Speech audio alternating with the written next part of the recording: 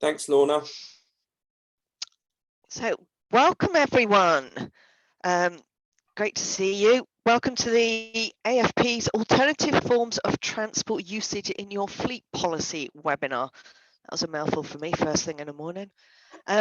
Delighted to introduce myself. It's Lorna McAteer, AFP Director. I'm with my colleagues Jane Pestle and Paul Hollick, Chairman of AFP. Joining us today, we have Matt Dale, Head of Transport Consulting from Mighty. And hopefully if we get over some of our technical issues, we'll have Mandy Nicol and Tracy Turbit from Schneider Electric as well. Just before we begin the presentations, I'd like to advise you that we will be recording this webinar to allow members to review the content at a later stage, and we will be following up with a Q&A session later as well.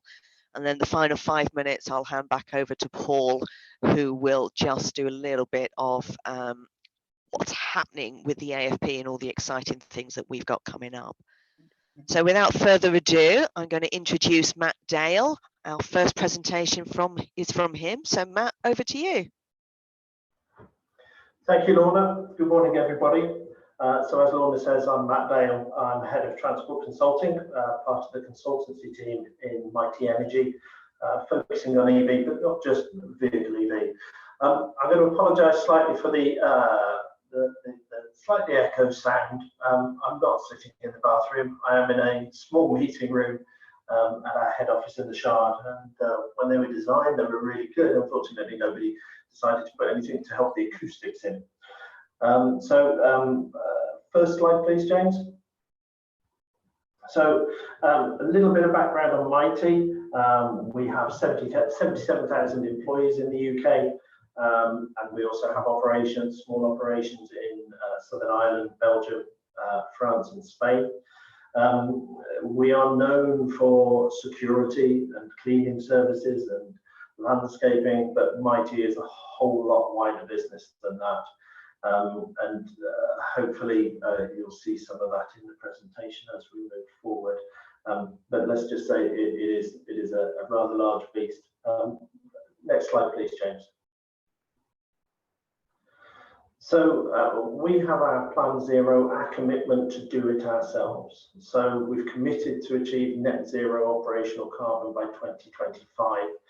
And this is about eliminating carbon emissions from power and transport all the way through to non-sustainable waste and enhance our buildings to be stronger.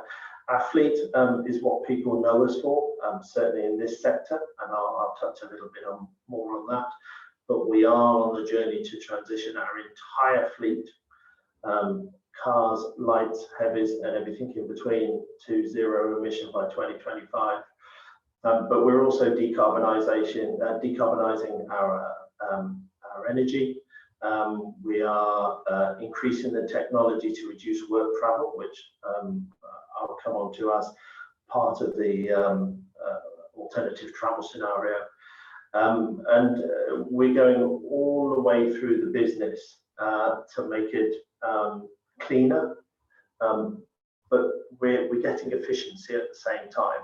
And with our knowledge of customer estate, combined with the ability, if you like, to execute a zero carbon strategy, we believe we're in a really strong position to help other people achieve this as well. So if you like, we're helping organisations move quickly into the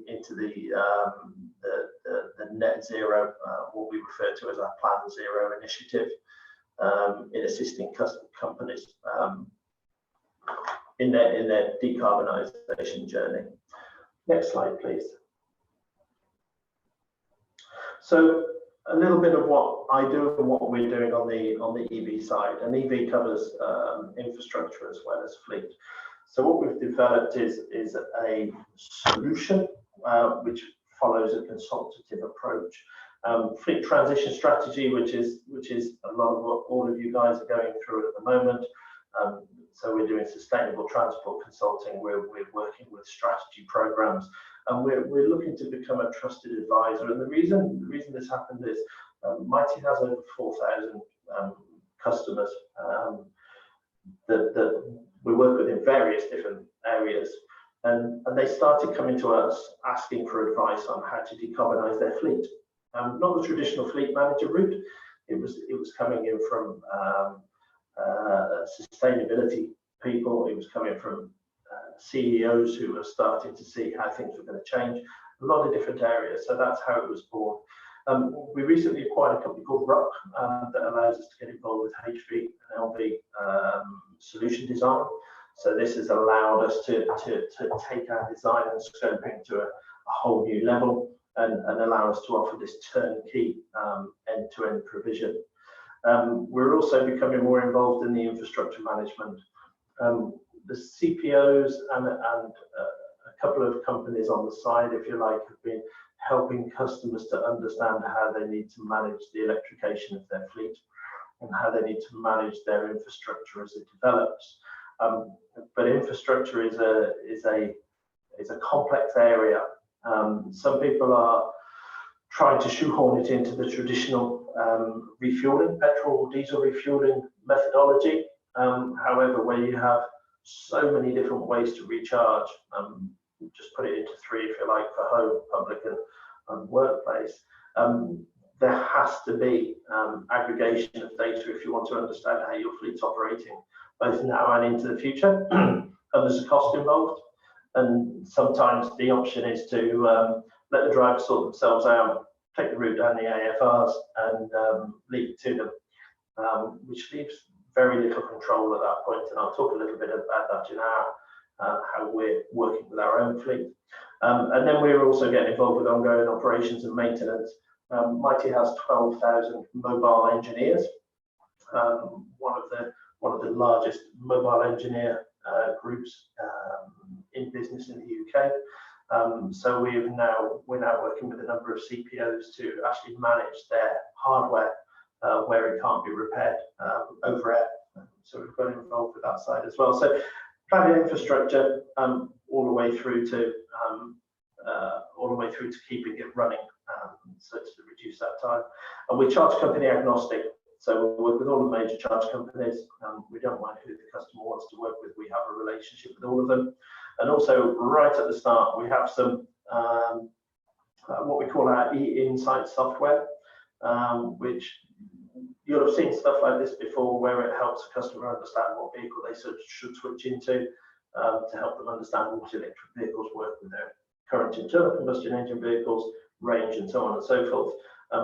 We do that on car and LCV, but what we can also do from the LCV perspective is plot where the infrastructure needs to go based on historic telematics data and build that into our solution design, which is a really, really strong solution for us. Next slide, please. So looking at our own fleet, we are on the journey to transition by 2025. This slide, the data on the left, was actually from December last year.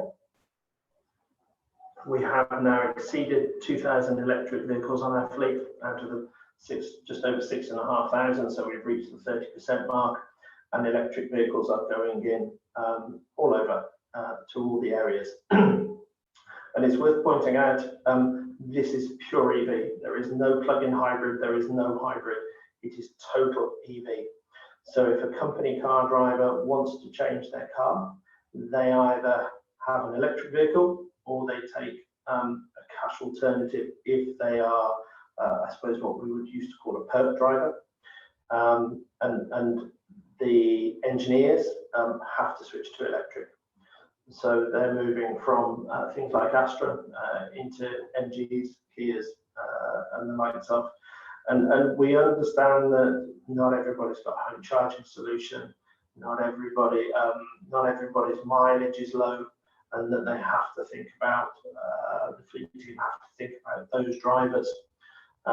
So there is work going on to ensure that those drivers are supported and serviced, and we have a high mileage policy in place where if a driver is showing us that that a 200-mile range isn't adequate for them, then we will put them into a high mileage vehicle which wouldn't normally fit into their category. So our fleet is run by Heidi Thompson. She's our fleet manager. She's been with the company nearly 17 years, and actually started this journey 3 years ago. So she has great knowledge and a great insight to how it's all been working. We use our own tool to plan where we're going to need our charging infrastructure, especially for our commercial fleet.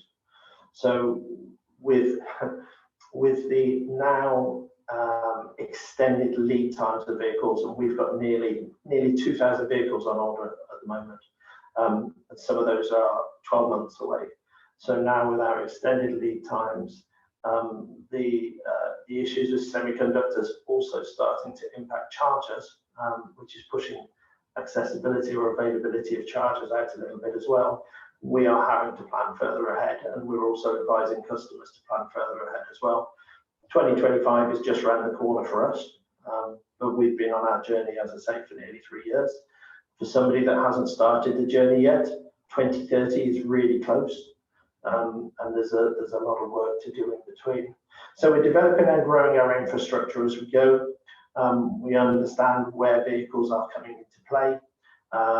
We plot where they operate, and if necessary, we will install charging solutions at our customers' premises to allow our vehicles to be able to charge and to be able to operate fully. We are also reviewing our fleet policy at the moment, or our car policy, to discourage people from taking cash. So in the if you like, in the upper echelons of the business, the perk driver, where there has been restrictions maybe on the type of vehicles that they could take, and they didn't want to switch from a BMW X5 into a Kia e-Niro. We have now extended the offer available to them to allow more people to come on, because we want people in electric cars. We want to know that their carbon footprint is low, and we want to be able to support them in their electrification journey. We also do that with the charging infrastructure as well. So we support drivers with their home charger, and we are currently playing with our reimbursement policies, because AFR is not good enough. 5 pence per mile, especially with the increased energy prices, just doesn't cut it.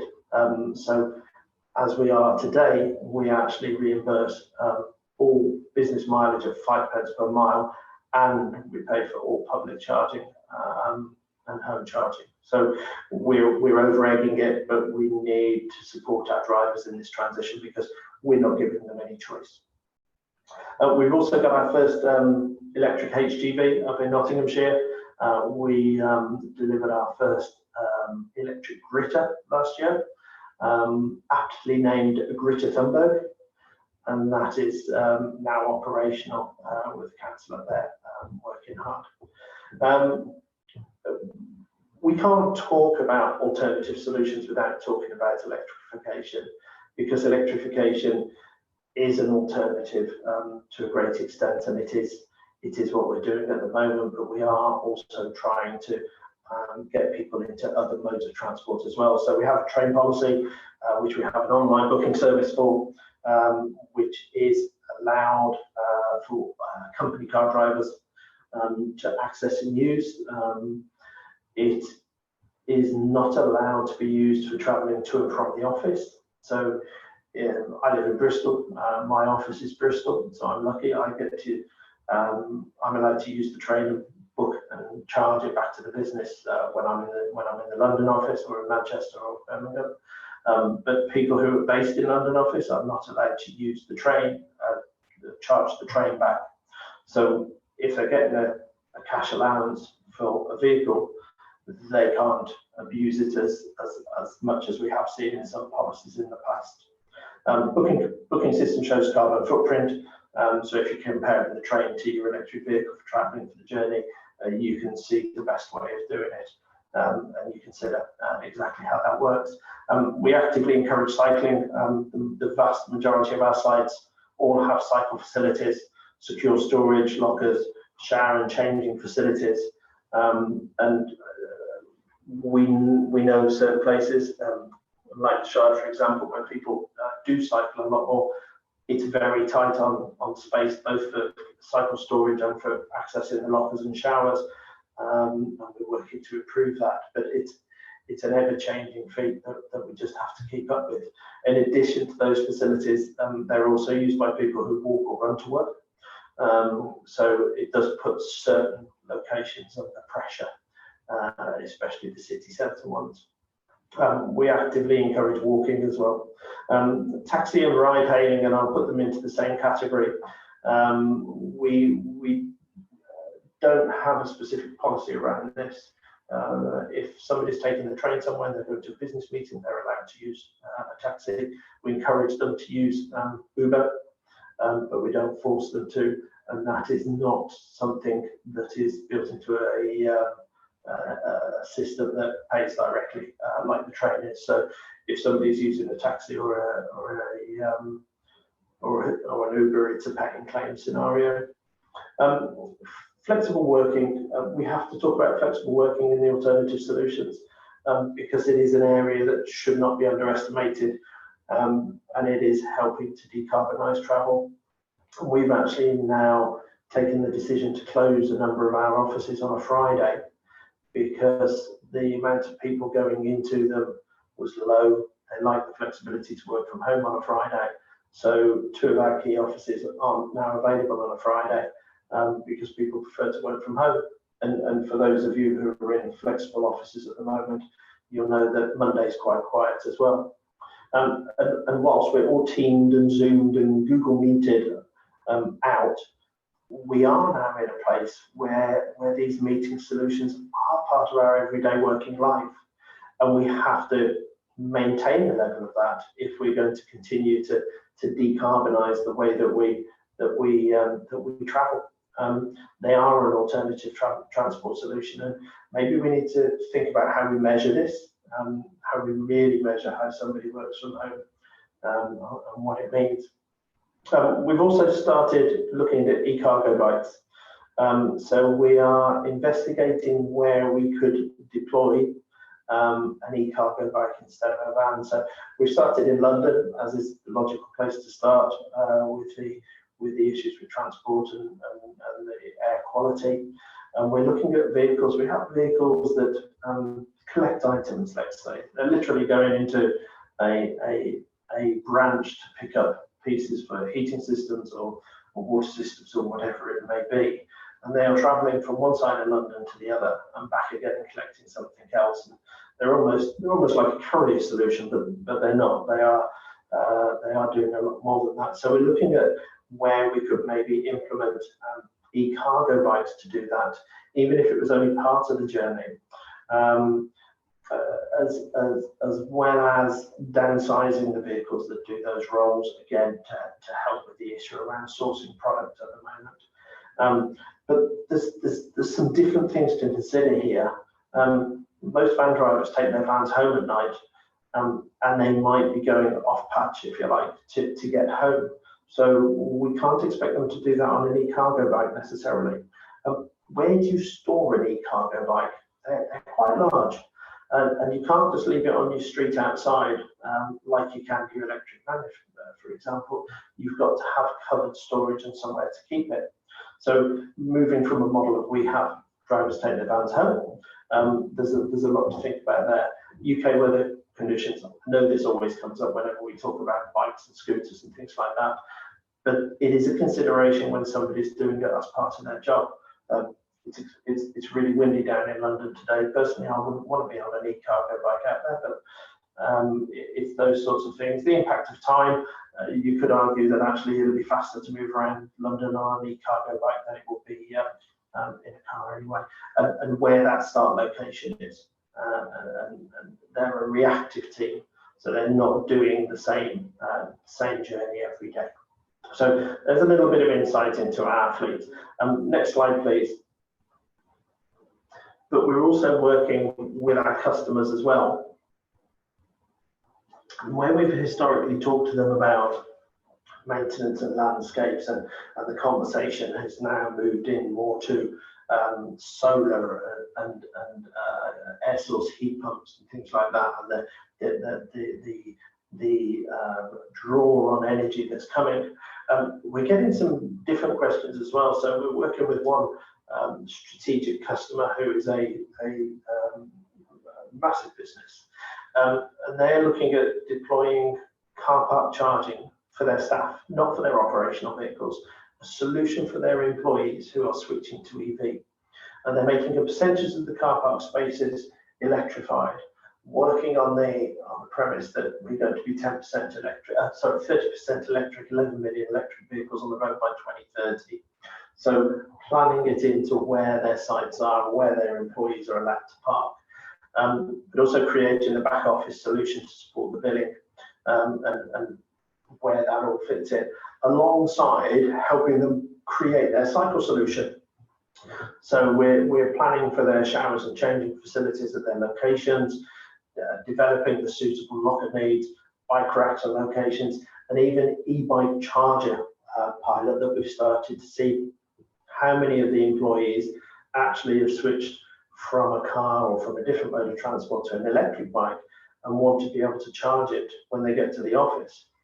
Some bikes you can just take the battery off and put it somewhere on a 3-pin plug. Other ones you can plug the actual bike in. But it's just about the different things that we've started to become involved with as a sustainable travel solution provider, the breadth of the conversation.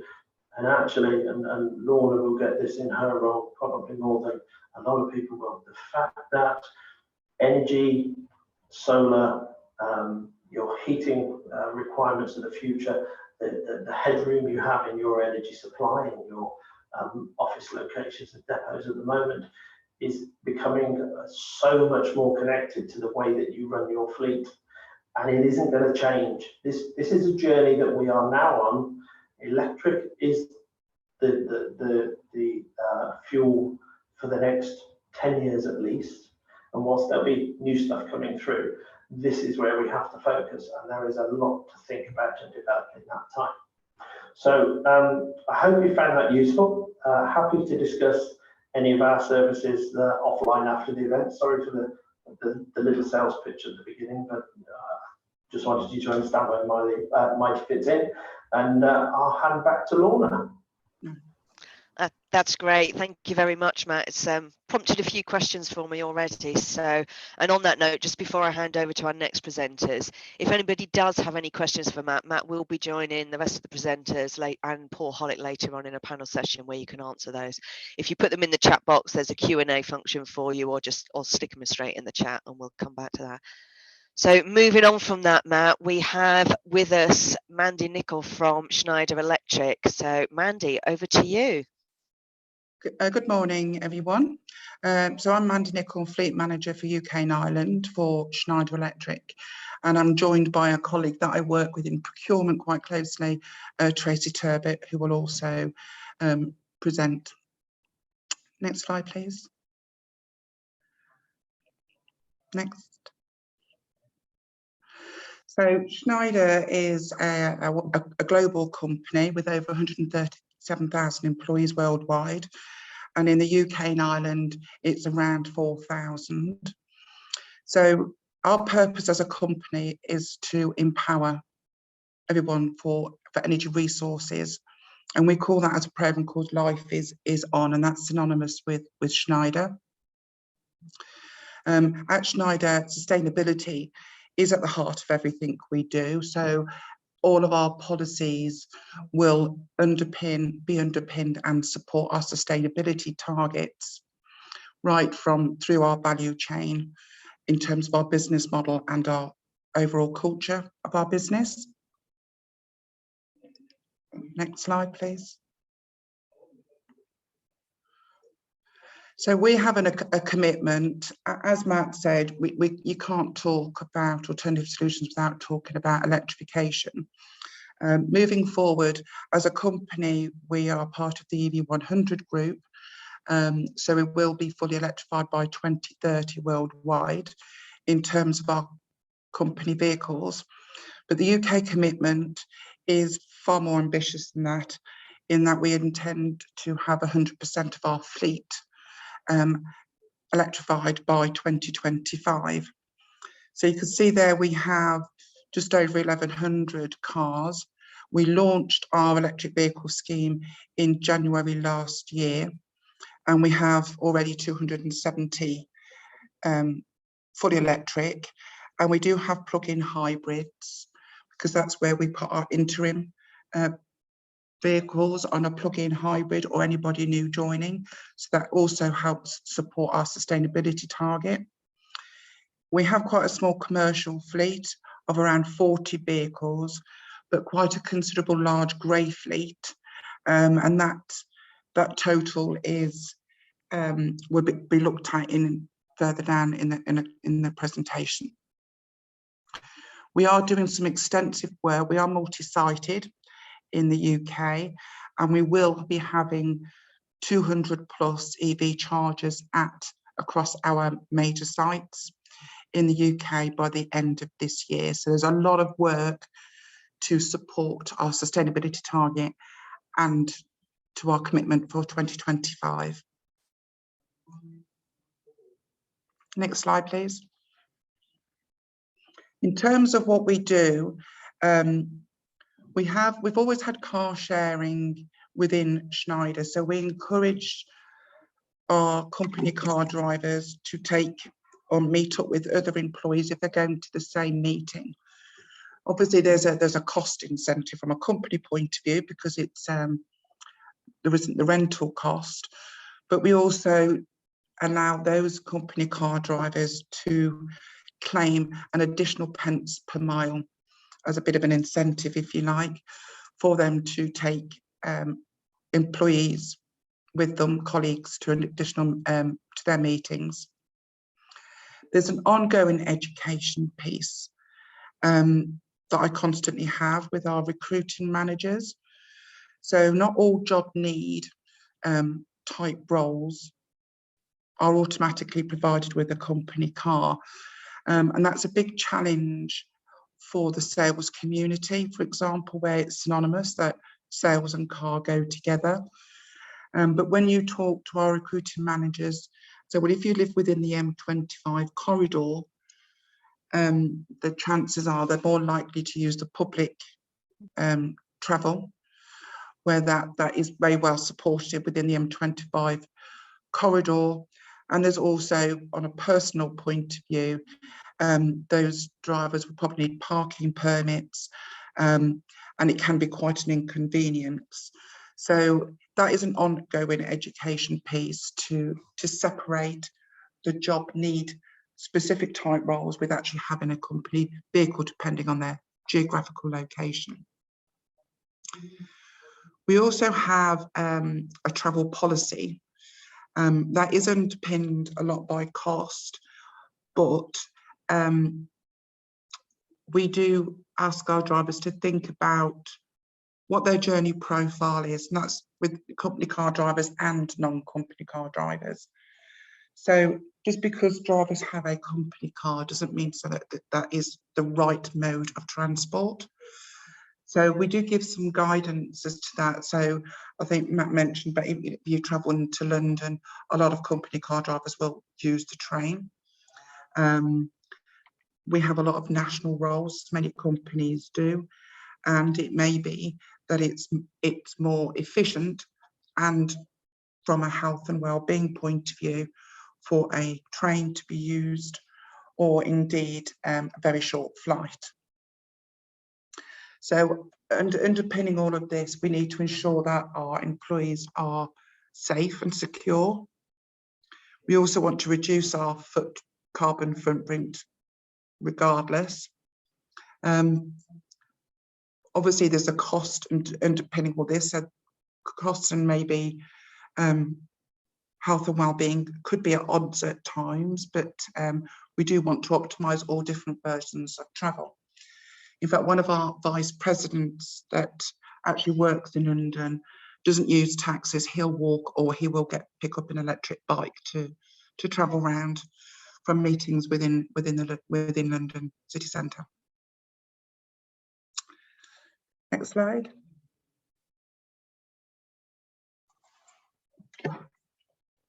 Okay, so recently our CEO has announced that within Schneider we will significantly reduce the number of company cars over the next few years. We are also very keen to attract new talent into the business, and a lot of new talent that we speak with. I'm working with some graduates at the moment on mobility, and they're very keen to have an alternative policy to company cars. They're very shocked and surprised that we don't have a firm strategy at the moment. So I've started the process of looking at mobility. We're in the research and development stage at the moment, and we're looking at analysing data on all of the company cars, on all of our rental cars. I'm downloading all the reports from Concur and looking at all our expensive and ways that we're travelling and moving our employees from A to B in the current environment. From all the data analysis, we're looking to put together a mobility strategy. And initially, the thoughts are we will categorise our employees into different segments and move to mobility, not all in one foul swoop, but we'll implement different elements of mobility for different populations of travellers and drivers. So initially, we have identified the grey fleet would be a great place to start, and people living in inner cities and with no driveways, so they can't support the EV policy. So as an alternative, at the moment we offer a cash allowance, and that cash allowance is used to fund a car, which will normally be a nice car, so it's not aligning with our sustainability targets. So we're looking to implement a mobility budget for people or a mobility card. At the moment, we use a travel and expense card, but we're looking to tighten that up even more. And also to implement mobility as a service platform. So we've been researching the platforms, we've been meeting with providers, we've been doing some tests, and we'll be piloting these platforms with some of the types of people we've talked about, so some of the low mileage drivers and people in inner cities at the moment. On the tests, we found that our CFO and our HR director are quite excited about this, because we've had a look at potential budgets, and when you go onto the platform, I don't know if you've all used them, but it will give you suggestions on which is the most effective way to travel, and you can also switch on well-being preferences, so that if you want to do more exercise at the same time and improve your well-being, it will direct you more to cycling and to walking rather than using trains and taxis. So you can swap those preferences. So it's very good from our perspective that we're promoting a well-being solution as well. We're also looking at car clubs and cars at locations. So we work closely with Hertz, and we were going to implement cars at our major sites that could just be booked by employees by an app and taken out on an hourly basis, where they don't need to use cars on a permanent basis. And we were looking at an electric car. Obviously, because of the pandemic, we haven't had as many people in at sites, so we didn't actually go forward with that. But now the sites are opening back up, and it's something that we'll look at again. So we'll, instead of people hiring cars for a day or two and driving to and from the office, there'll be a car there that they have access to. We're also looking at car clubs. So again, when people are in the cities, there's lots more car clubs available now. Not just in inner cities. I've had a look by me, and by my house I can walk and pick up a car and take it to a meeting for half a day, then return it back and walk home. So it's saving me time and money, and the company time and money as well. We're also looking at lift share options. So I've subscribed to Lift Share, and I've been contacted on several occasions now from people going from a similar place from where I live into offices that are nearby Coventry. So these are very good solutions, and you can offer lifts or they can offer you lifts, so it depends how you want to work, or you can share and take it in turns, taking each other's cars. We'll also be doing some analysis on drivers' home addresses, and we would be monitoring the take-up of the Lift Share as well. So on the Lift Share tool, you can actually track who's using it, where and when, and you can then work out the carbon savings, and we can put that into our sustainability reports as well. We also look at ride hailing and taxis, and we're at the moment putting a contract in place with a taxi provider, and we'll be implementing that across the UK. So again, another alternative to using a company car.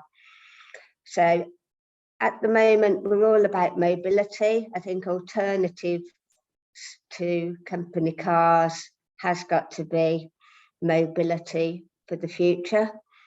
We're early days now, but we're very serious about a mobility strategy. And as I say, we're definitely working with all of these companies to try to find solutions and looking to pilot them and implement them during this year. Okay, thank you very much. Thank you very much, ladies. So that was really informative. I found a lot of that journey on that mobility side useful, because going through similar myself. So what we're going to do now is we'll move on to the Q&A session. So if I can welcome back Matt, and if we also welcome in Paul Hollick, and we'll start with some questions. So Mandy, Tracy, Matt, Paul, welcome to the stage, so to speak. Thank you. Just reflecting on everything that was said there, I guess it's quite a big journey, isn't it? And we know the government's been doing a lot with EVs, because you all mentioned EVs in there. So just expanding on that, do you think the government themselves, or even HMRC, because Matt, you touched on the AER rates as well, do you think they're doing enough to get us to transition? And I don't mean just transition to EVs, but to transition to other forms of transport as well? Who wants to start with that one? I'll start with it while it's fresh in my head. Thanks, Matt. I think from an EV perspective, we have to be careful what to expect from the government to support in this transition.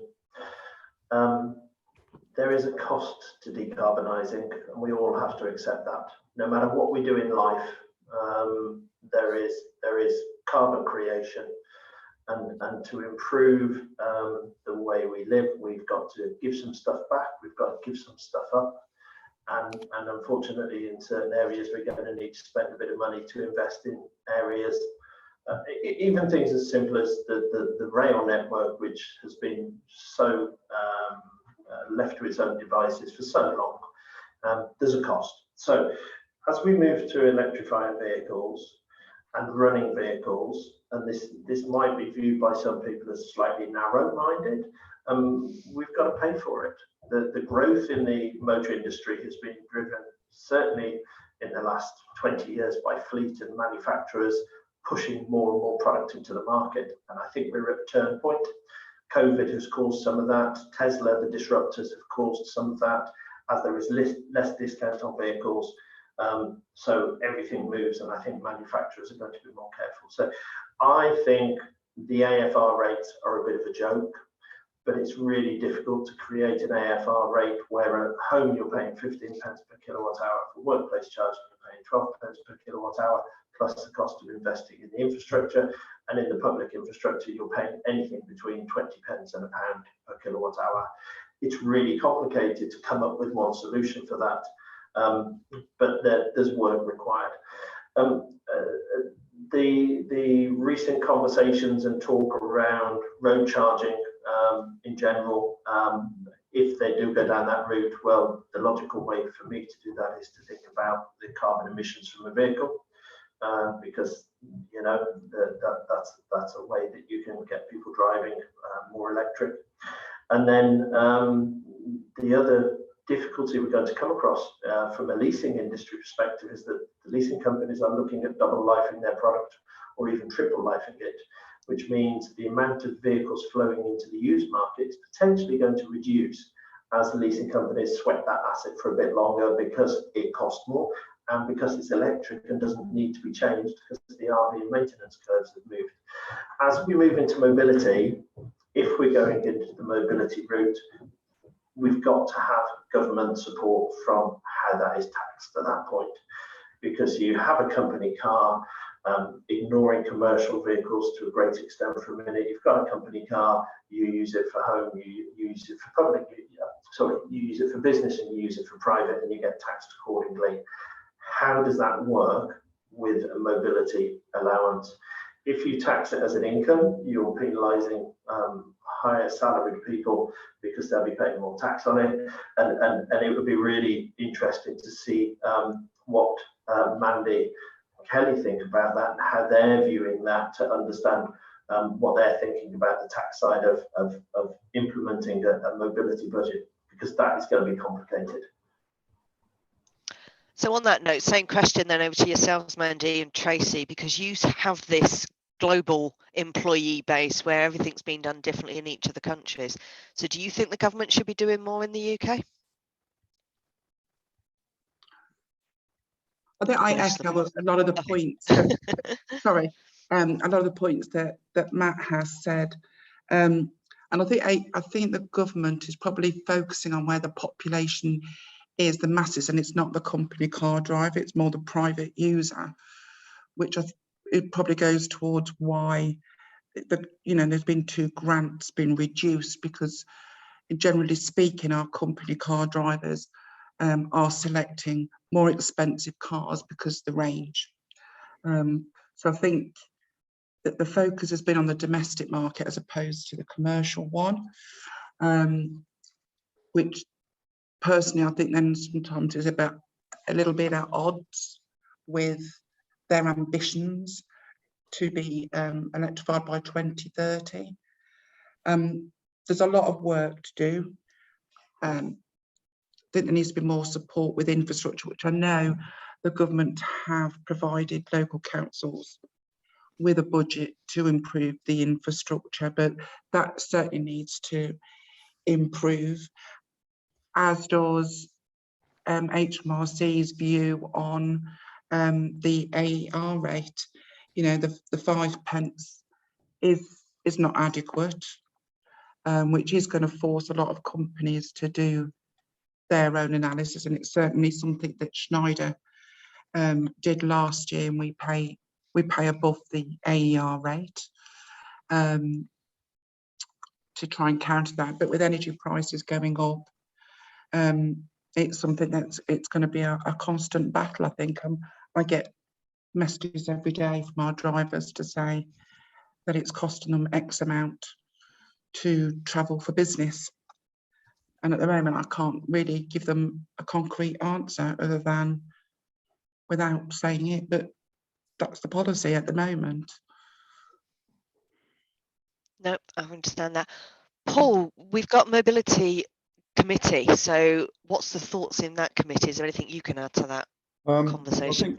So I think what Matt and Mandy mentioned was great, and I completely agree. But I think what's interesting around this topic is there's a battleground beyond EVs, which is how do we get employees out of fixed company cars that are sat on driveways for 90% of the time and only used for 10% of the time? And where we've got this post-COVID landscape, we do anecdotally know, I think, and my members know this, we're running fleets, that we do have some drivers that don't want to have a fixed car. They've got other cars on the driveway. Cars are being rationalised during COVID and lockdown on driveways. We had a lot of employees wanting to hand back the keys to try and make sure they weren't taxed. But also with Zoom and Teams, I think we all acknowledge that working patterns have changed, and probably have changed for the better and in the long term now.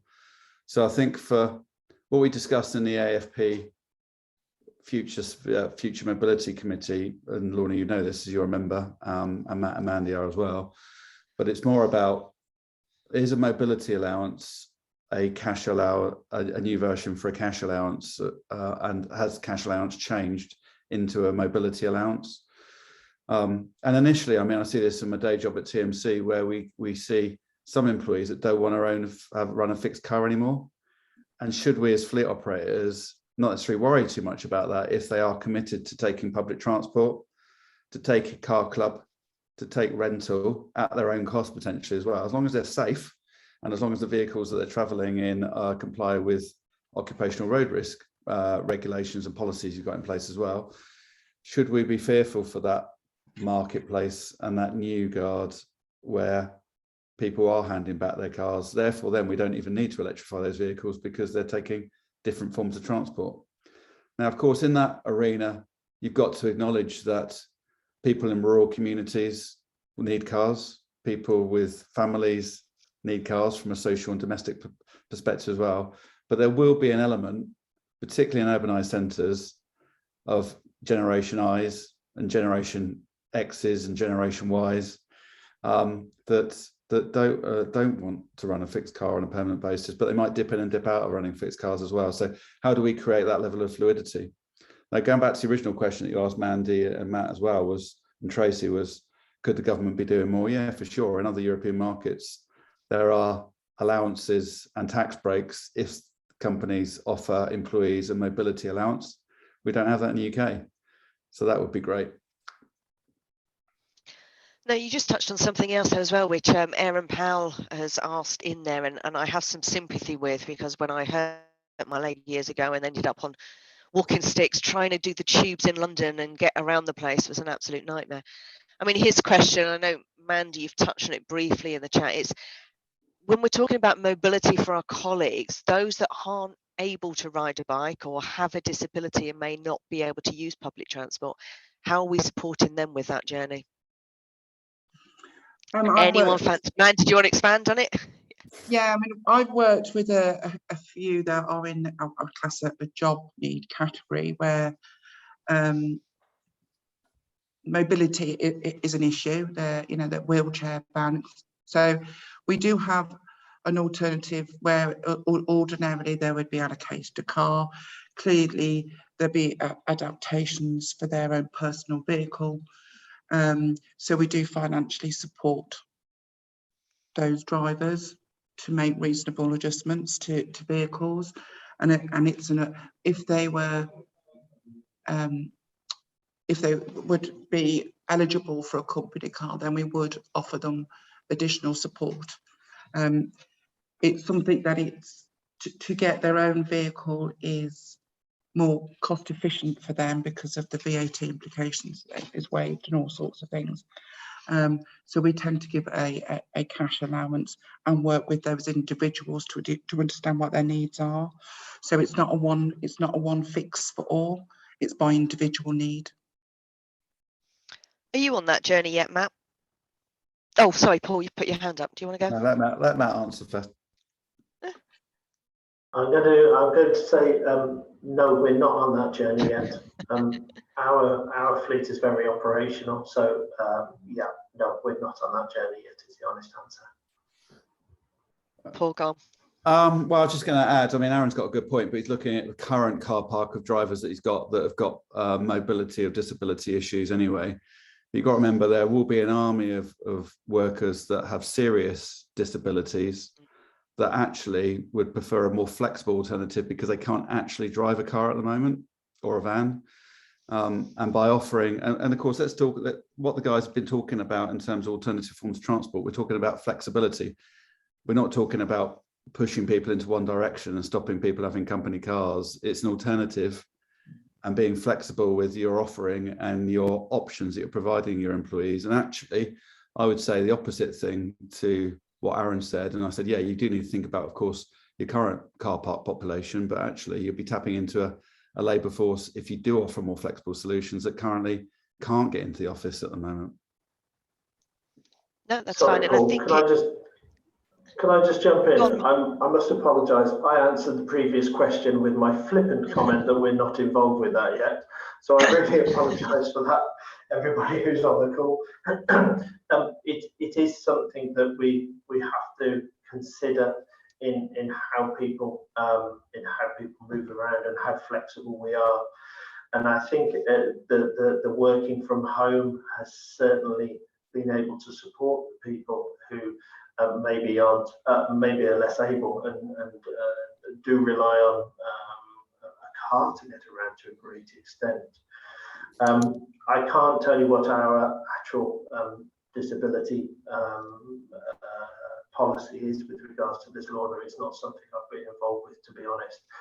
But it's a very good point as to, you know, how do we make sure we're supporting everybody equally. I think the one good thing with electrification is every vehicle is automatic. All of the new functionality that comes into electric vehicles assists with driving. So I would be slightly of the opinion that electrification is helping that, except for the charging infrastructure does not give it any consideration whatsoever. If you want to try and charge your car, try and charge a Tesla and you're in a wheelchair and you're using the supercharger network, you're going to struggle, and the same can be said for a lot of the infrastructure. So I think moving that question across slightly, I think there's a big piece of work to do with the charging infrastructure with people who are less able. I think that's a good point and something we need to bear in mind as well, actually. You know, it's been touched on by all of you. We're at the start of this journey and it's ramping up. So, of course, we're still in the throes of adopting things for the mass market and the majority of users in order to make it viable. We do know that the government does have plans for trying to do more around the mobility and ease of access for those that are disabled with the charge points. So I guess it's a work in progress on that. Matt, and just talking about data there, I mean, all of you have touched on data at some point. And Matt, you touched on it. Are allowed to go and those that aren't allowed to go. And Tracy, you talked about all the analysis you were doing on all the different modes of transport. So Matt, going to you first, are you actually analysing your drivers that have car allowances but take the train all the time? Or is your policy absolutely clear cut and it doesn't even allow that to happen in the first place? The policy is pretty clear cut. So if you go onto the booking site, you're only allowed to book a train using the booking site. You can't book and pay and claim. So everybody has access to the booking site. And when you're booking your train, it comes up with a message that says you must not use this to travel to your daily place of work. It then goes through and is audited for those people to see the person versus the location. And yeah, it's a strict policy put in place purely to stop those people who take cash, not to abuse the system and use the train to get into work and invoice that in as well. And Tracy, you talked about it in your analysis as well, and I know from looking at some of the platforms as well that you talked about that you can actually capture some of this information and really control what you see. What have you found in your analysis? So we don't have a mandatory policy that you can't take alternative transport at the moment, because if we have people travelling to London, for example, they are allowed to take a car, even if they have a company car at this moment in time, because it's a lot quicker, more effective. It allows them to do work on the train, and they may not necessarily be charging when they get to their location. So we're looking at comparing our travel report with our company car report and identifying drivers that are using both and trying to find people that are using it realistically and people that may be taking advantage of the situation and using alternatives. But we also have a lot of field service engineers that go to very remote locations as well that may not have charge points available. So again, we would allow them to take alternative transport, even if they do have an electric vehicle, because they can be in the middle of the field in Scotland, and so they could travel so far in the car, but then the remainder of the trip, they would need to take alternative transport. So it has to be a flexible policy really and adaptable, but they are encouraged to look at the total cost of ownership of the journey. So every time they need to move from location to location, they look at the total cost, they look at the times, so the downtime involved as well, because of course that's a cost. And managers are expected to monitor that as well when they're using the Concur tool to book travel, and are aware that they've got a car, because the managers will have to approve the travel as well.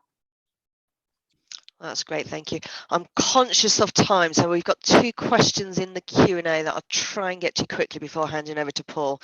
So from Sarah Sloman, she's put, inclusive mobility extends to things like app readability and charger accessibility, like long enough cables and big enough spaces. Is anyone aware of parking standards for this? Quick yeses and nos from the panel. I've got shaking heads from Paul. No, No. there is. Well, at the moment you're at the, as far as I'm aware anyway, but Matt's probably more of an expert on this than me, but you're kind of at the mercy of the district city councils, to be honest, in terms of what they're doing, and obviously parking spaces in supermarkets and things like that as well. So totally agree, and I spoke to, go on. No, I just think Tesla have managed to get quite nice wide parking spaces in bays, haven't they? So I don't know if they've managed to negotiate that. Yeah, and it was I was chatting with the DFT the other week, and it's a topic of conversation I brought up with them, that we need to address the parking ability for vehicles. And just the final quick question from Jim: what skills and competencies the forum looking for from a training provider to support the proposed accelerated rollout of EV and broader mobility options? Actually, that's probably quite a complex question that we might not get time to answer. Jim, we'll come back to you on that one, I think. well, you say that. Mandy and Matt might have it. Mandy, what training do you need? Yep. Do you think? Gosh, I think it extends to all sorts, doesn't it? I think you have to have a bit of understanding of tax. You need to have an understanding of procurement. There's a whole raft of, I haven't really thought about it, to be honest. You tend to just get on and you do what you need to do, don't you? Without thinking about what training you need. You kind of muddle on through, to be fair. Yeah, Matt. I'm jumping away because I. Yeah, Matt, quickly, what training do you think you need? I lost sound for the question and I can't open the question. Can you ask me the question again, Lorna? What skills do you think you need to accelerate? Yeah, that's the one. Wow. First of all, you need to be a magician to find the vehicles. Then you need to be a networker to work with the government to give us the solutions to tax and the issues there. No, I think it's the one thing with the rollout of electrification is that some people say it's a dark art. Other people, my view is that we're all still learning about this. It is very, very new. Whilst I've been in electrification for 10 years, launched the ENV 200 back in the day, the progression, the real progression in accelerating the rollout has only started in the last 2 years. And it's not just the EV. Going back to what I said earlier, this is about infrastructure, this is about energy requirements, this is about the other things that are going to impact your energy requirements over the coming years. You have to look a lot wider than just the vehicle. There is so much more connected to it. Right, we're unfortunately out of time, so I'm going to hand over very quickly to Paul just to talk about other things that the AFP are doing. Lovely, thanks, Lorna. Okay, James, next slide, please. Yep, lovely. So I just want to give everybody a quick update about AFP activities. So as most are aware, we've got the AFP Nissan EV Hub and I keep on talking about this every webinar I do, whether it's a formal AFP one or not. So please use that to your heart's content. We've got policy amendments for EV adoption. We've got hints and tips. We've got EV communication, employee communication guides. We've got a great, I think it's great, driver declaration form. So if the drivers are taking an EV, just a checklist for the driver to think about how they're going to charge the vehicle up, what they're going to do with the vehicle, how they're going to get it operated, etc., etc. So that's free to download on the AFP website. We've also got a load of other material in there, but one I think that's great is for every EV in the UK market, we've got the cost per mile mapped out at the BEIS formal rates, which is the revenue look at, and use that to compare and Matt mentioned it earlier about AER. So you can see how what AER is and what the actual cost of running the vehicles is as well, which includes cars and vans. We are doing a monthly survey and we publish the results on the website as well. And from a training academy, a fleet academy perspective, we've got two great courses, one on EV cars, which is run by a guy called John Burdekin, an industry expert, and another one for commercial vehicles, which is run by Paul Kirby, another industry expert. They're great courses. We're running them quarterly, so they are chargeable, but whereas everything else is free of charge for AFP members, but it's well worth signing up and getting on that for 6 hours of your life if you need to roll out electric vehicles at the moment. We're also doing a lot with the mega fleets at the moment, and initially the mega fleets around curbside charging. We're collecting all the data from the top 15 fleets in the UK, mapping that out. We're using a company called Field Dynamics at the moment. So we've got all the postcodes coming in for where we need charge points. Field Dynamics are then munging all that data together. And then the first cut of the data should be ready by the end of next month as well. So we're really excited about that because from our perspective, we're starting to help the industry know where we need curbside charging units nationally. So that will really help the district and city councils. That will really help OZEV. That should help the industry to know, and also private sector money to know if they put charge points in, they will be used because there's the demand there, because that's where currently a van driver is that needs to charge those vehicles. So that's really exciting as a piece of AFP activity that we're trying to do at the moment. James, next slide, please. The next big event for us is a face-to-face. We've got the webinar program running throughout the year as well for members and non-members, but we've got our first, and it's really nice to do this after 2 years of the AFP been in existence since the merger of ACFO and the ICFM. But a date for everybody's diaries, 18th of May, 9:30 start until 3:30. We're effectively having a day on EVs. The idea of that is for fleet operators to be able to learn and understand and to get some practical expertise and some specialist knowledge to be able to go back to your businesses on the Thursday, the 19th, and be able to use some of that knowledge that you've gone and developed from the conference directly to impact your fleet positively. So headline spot, so it's at Gaydon at the British Motor Museum, so it's quite central, so it's just south of Birmingham on the M40. First headline sponsor confirmed is Mercedes-Benz, where there will be some others added as well. It's a day on cars and vans. Paul Kirby on my LinkedIn account did ask the question, and I want to be clear, commercial vehicles is very much the order of the day as well. I actually think commercial vehicles for us to deploy as fleet operators is more of a challenge than the cars. The cars are kind of sorting themselves out.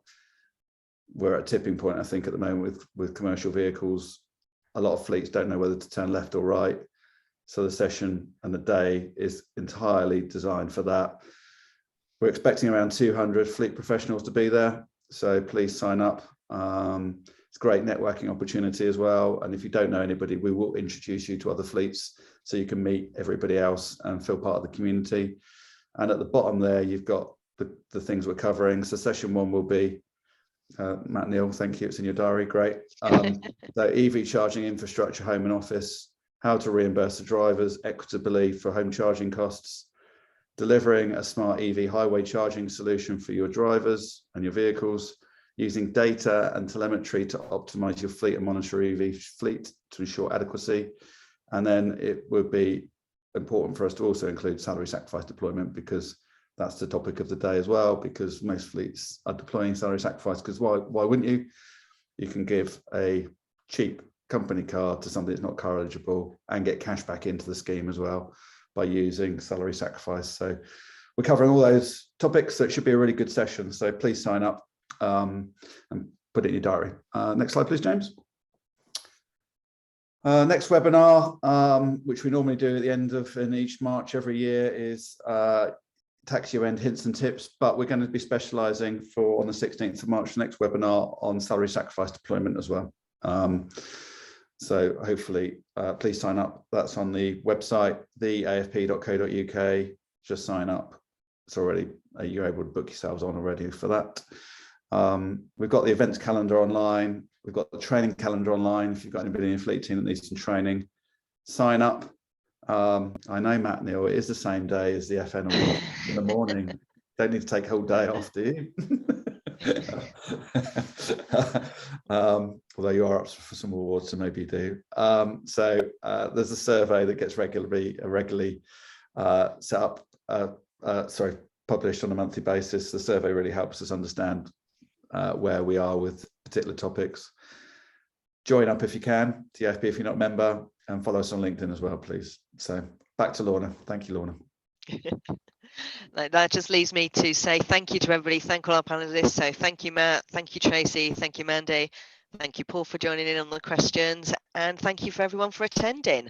Look forward to seeing you at the next one. Take care. Bye for now.